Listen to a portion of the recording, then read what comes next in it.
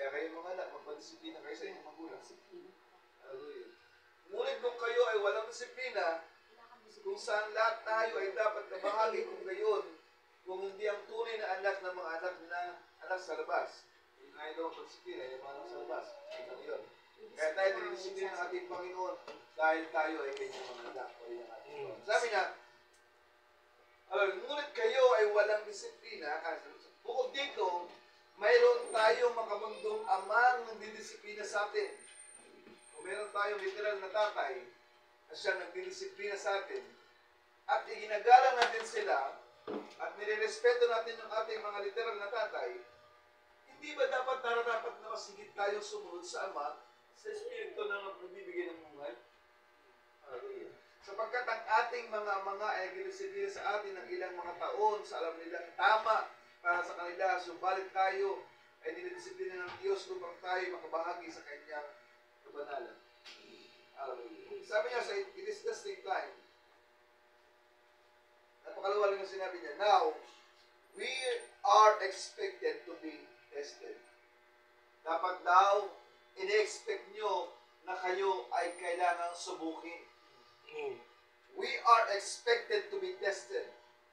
Amen? Kasi sabi ng scripture, he that cometh to God must be tried and tested. Ang sino mong daw lumalapit sa Diyos, hallelujah, ay kailangang suriin at testingin.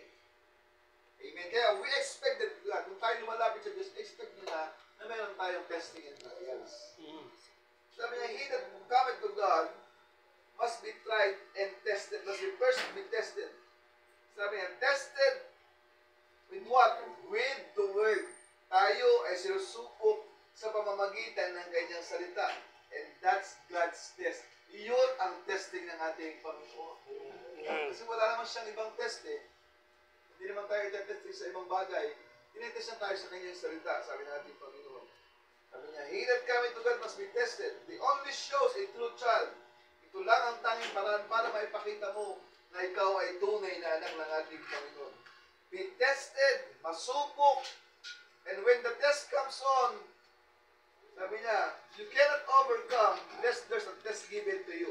Hindi ka daw makakapanagumpay malibang ibigay sa iyo ang test. Hindi mo pwede sabihin ikaw ay overcomer na hindi ka dumaan at may pasa isang test.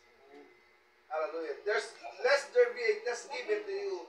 And when a test is given, kapag naibigay sa iyo ang test ng ating Panginoon, hallelujah, ang purpose is to see whether you can overcome or not. Ang dahilan ay para makita niya kung kaya mo ang managumpay o hindi. Amen. Hallelujah. Sabi niya, inulit na ulit, to him that overcome it, the test is the greatest thing that ever happened to you. Napakaganda pala mga kapatid. Ang test daw ay ang pinakadakilang bagay na ginawa sa iyo ng ating Panginoon. Bakit kaya ito pinakadakila?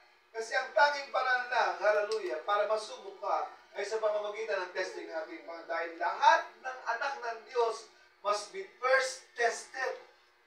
Ibig sabihin, kaya ka tinetest kasi kanya ikaw anak. Anak ka niya. Yun ang purpose ng ating Panginoon. Hallelujah. The test is the greatest thing that ever happened to you.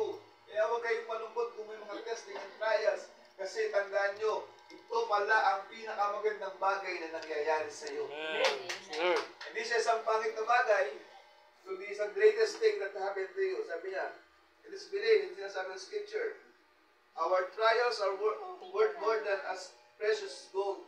Ang ating pagsubok ay higit pa sa mga dinalisay at sa mamahaling ginto.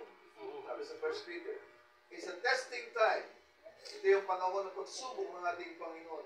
Is one good evidence to us that God is with us. Ito raw ang tanging paraan para maipakita natin sa Diyos na tayo kanya kasi kaya tayong tumanggap ng kanyang testing.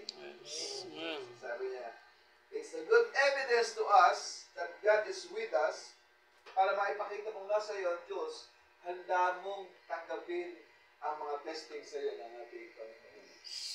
When we are tested, kung tayo daw ay sinusubok, for all children of God are tested and tried. Kapalad ka dahil lahat ng